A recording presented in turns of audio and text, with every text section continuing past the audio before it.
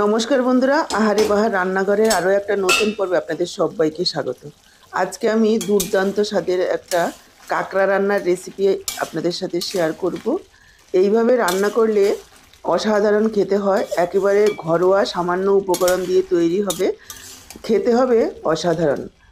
আর অনেকের কাছেই না কাঁকড়া গন্ধ লাগে, খেতে চায় না, সেই জন্য আমি আজকে যেভাবে রান্না করব একটু গন্ধ লাগবে না।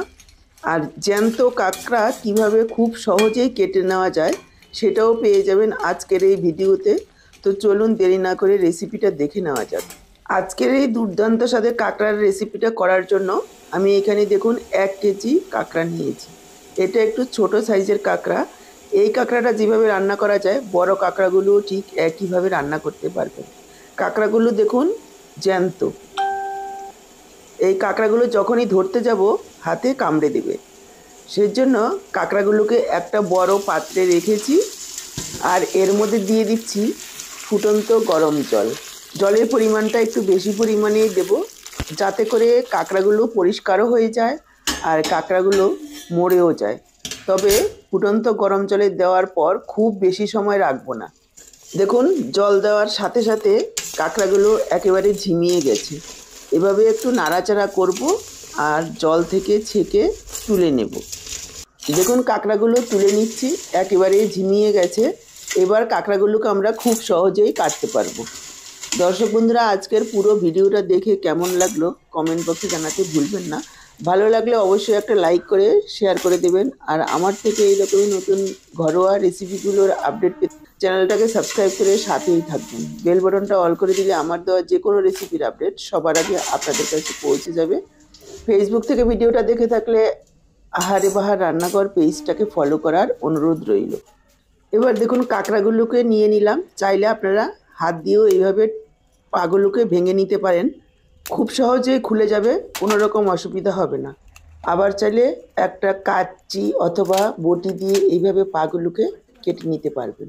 এবার বুকের খোলসটাকে দেখুন এইভাবে টান দিলেই খুলে যাবে, কোনো রকম অসুবিধা হবে না। তারপর খোলসের থেকে কাঁকড়াগুলোকে এইভাবে টান দিয়ে বের করে নিতে হবে। তারপর চারিদিকটায় এইভাবে পরিষ্কার করে নিতে হবে।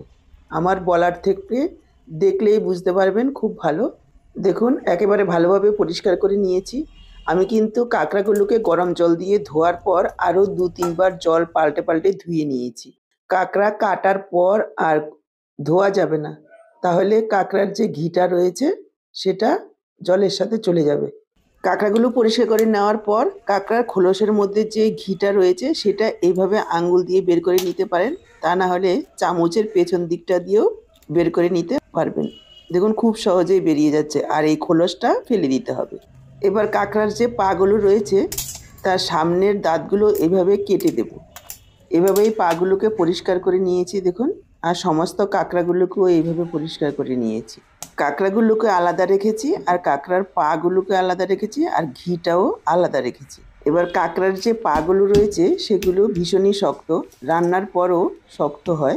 এইভাবে যদি শক্ত কিছু দিয়ে একটু ফাটিয়ে দেওয়া যায় তাহলে কিন্তু খুব সহজেই ভেঙে খাওয়া যেতে পারে। এবার কাঁকড়ার পাগুলো আমি এক জায়গায় নিয়ে নিচ্ছি, ম্যারিনেট করে নেব একটু। দিয়ে দিচ্ছি পরিমাণ মতো লবণ, দিয়ে দিচ্ছি 1/2 চা চামচ হলুদ গুঁড়ো, আর দিয়ে দিচ্ছি একটু পাতিলেবুর রস। এই পাতিলেবুর রসটা দেওয়ার কারণে রান্নার পর যে একটা কাঁকড়ার নিজস্ব গন্ধ রয়েছে সেটা একেবারেই থাকবে না। প্রায় 1 টেবিল চামচ পরিমাণ রস দিয়ে দিয়েছি একটা বড় সাইজের পাতিলেবুর অর্ধেকটা। এবার খুব ভালোভাবে মেখে রেখে দেব।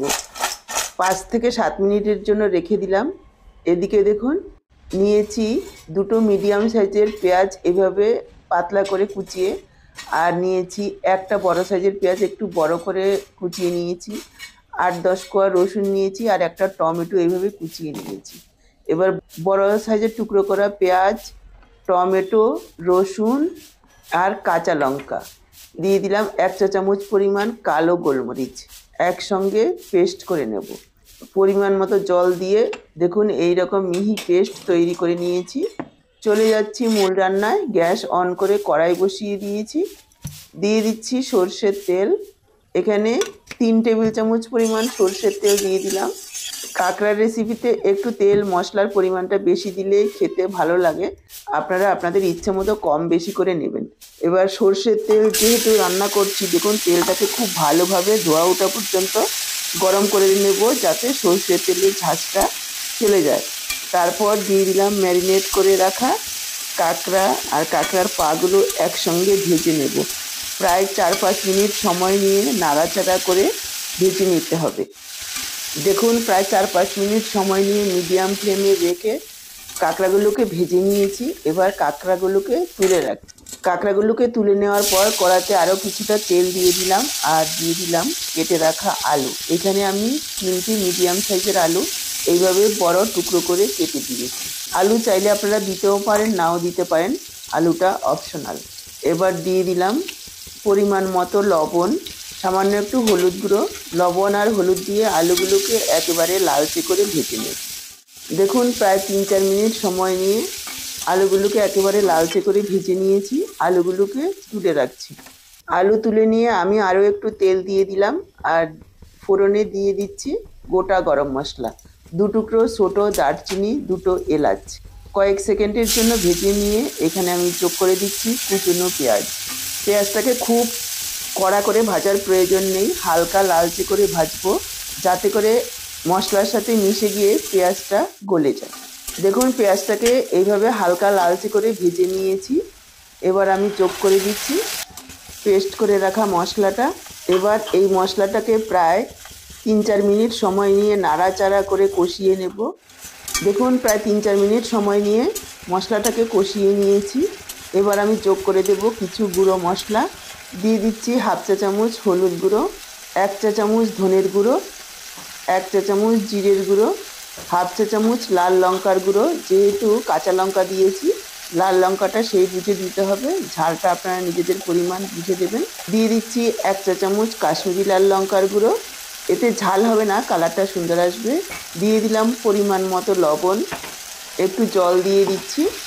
এবার পুরো মশলাটাকে আরও 3-4 মিনিট সময় নিয়ে কষিয়ে নেব, যাতে করে মশলার পুরোপুরি তেল ছেড়ে আসে। এখানেই মনোযোগ সহকারে মশলাটাকে কষিয়ে নিতে হবে। যত ভালোভাবে মশলাটা কষানো হবে ততই কিন্তু এর টেস্ট বাড়বে। এখানে আমি যোগ করে দিলাম কাঁকড়ার যে ঘিটা রয়েছে, সেটা মশলার সাথে একসঙ্গে কষিয়ে নিতে হবে। আর যোগ করে দিচ্ছি ভেজে রাখা আলু। আলুগুলোকেও মশলার সাথে কষিয়ে নেব। এতে করে আলুগুলো মশলার সাথে ভালোভাবে কষানোও হবে, আর আলুগুলো সেদ্ধও হয়ে যাবে, আমাদের রান্নার সময় কম লাগবে। নাড়াচাড়া করে নিয়ে একটু ঢাকা দিয়ে দিচ্ছি, এতে করে মশলাটা খুব অল্প সময়ে ভালোভাবে কষানো হবে। দেখুন ঢাকা দিয়ে প্রায় 4-5 মিনিট সময় নিয়ে মশলাটাকে কষিয়ে নিয়েছি। দেখেই বুঝতে পারছেন মশলাটা পরিমাণে অনেকটা কমে গেছে, কালারটাও চেঞ্জ হয়ে গেছে, আর তেলও ছেড়েছে। এইভাবেই মশলাটাকে কষিয়ে নিতে হবে। তারপর আমি যোগ করে দিলাম ভেজে রাখা কাঁকড়া। কাঁকড়ার সাথে আরও 2 মিনিট মতন এইভাবে মশলাটাকে কষিয়ে নেব, যাতে কাঁকড়ার ভেতরেও মশলাটা খুব ভালোভাবে ঢুকে যায়। দেখুন কাঁকড়ার সাথে আরও 2-3 মিনিট সময় নিয়ে মশলাটাকে কষিয়ে নিয়েছি। এবার আমি দিয়ে দেব জল, তবে এখানে খুব বেশি জল দেব না, অল্প পরিমাণে জলটা দেব। আর অবশ্যই ফুটন্ত গরম জল দেবেন, এতে করে স্বাদটা খুব ভালো হবে। আমি এখানে 1.5 কাপ পরিমাণ জল যোগ করে দিয়েছি। এটা কোনো রকম ঝোল থাকবে না, আমি একটু কষা কষা টাইপেরই করব। তারপরেও আলুগুলো সেদ্ধ হবে, কাঁকড়াগুলো যাতে ভালোভাবে সেদ্ধ হয় সেই বুঝেই জলটা দিতে হবে। ভালোভাবে মিশিয়ে নিয়ে ঢাকা দিয়ে প্রায় 7-8 মিনিট মিডিয়াম লো ফ্লেমে রান্না করে নেব। এখানে আমি যোগ করে দিলাম 1/2 চা চামচ গরম মশলার গুঁড়ো, মিশিয়ে নিয়েছি, ঢাকা দিয়ে দিলাম। 7-8 মিনিট পর ফিরে আসছি। দেখুন 7-8 মিনিট ঢাকা দিয়ে মিডিয়াম লো ফ্লেমে রান্না করে নিয়েছি। দেখেই বুঝতে পারছেন ঝোলের পরিমাণ অনেকটাই কমে গেছে, ঠান্ডা হওয়ার সাথে সাথে একেবারেই শুকনো হয়ে যাবে। এখানে আমি দিয়ে দিচ্ছি 2টো চেরা কাঁচা লঙ্কা আর একটু ধনেপাতা। খুব ভালোভাবে মিশিয়ে নেব। এখানে আর কোনো রকম মশলা দেওয়ার নেই, অলরেডি সমস্ত মশলা আমি দিয়ে দিয়েছি। ধনেপাতাটা ভালোভাবে মিশিয়ে নিয়ে গ্যাসটাকে অফ করে দেব, আর ঢেকে রেখে দেব 5 মিনিট, যাতে করে ধনেপাতা কাঁচা লঙ্কার গন্ধটা খুব ভালোভাবে মিশে যায়। 5 মিনিট পর দেখুন ঢাকাটা তুলে আমি সার্ভ করে দিচ্ছি। একেবারে কষা কষা হয়েছে, এইভাবেই একটু কষা কষা করে রান্না করলে ভাত মেখে খেতে ভীষণই ভালো লাগে। তবে আজকের পুরো ভিডিওটা দেখে কেমন লাগলো কমেন্ট বক্সে জানাতে ভুলবেন না। ভালো লাগলে লাইক, শেয়ার আর সাবস্ক্রাইব করে সাথেই থাকবেন। আজকে এই পর্যন্ত, আবার চলে আসবো এরকমই নতুন কোনো রেসিপির সাথে। সবাই ভালো থাকুন, সুস্থ থাকুন। আপনাদের সবার সুস্থতা কামনা করে এখানেই শেষ করছি। সবাইকে অসংখ্য অসংখ্য ধন্যবাদ।